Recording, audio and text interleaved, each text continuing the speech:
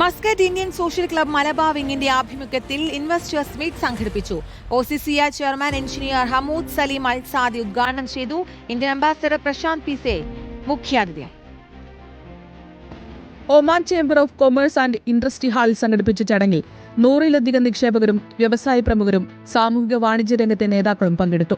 Malabar wing convener Noushad Kakkeri സ്വാഗതം ആശംസിച്ച ചടങ്ങ് OICC chairman engineer Hamood Salim Al Saadi ഉദ്ഘാടനം ചെയ്തു.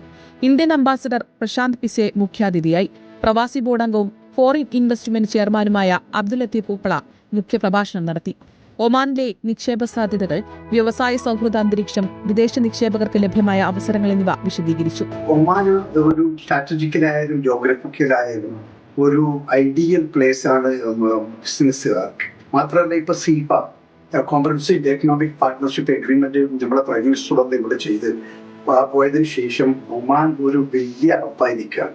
ഒമാനിലെ നിക്ഷേപ സാധ്യതകളെക്കുറിച്ച് നടന്ന പാനൽ ചർച്ചയിൽ doctor Yusuf Al Balushi, Davis Kallookaran, doctor Thomas Alexander, Ahmed Subani, Abdul Latheef Uppala എന്നിവർ മറുപടി നൽകി. Indian social club chairman Suhail Khan, Siddique Hasan, Nitish Mani, Jijo Kadanthode, Manoharan, Shafeera Shameer എന്നിവർ സംസാരിച്ചു.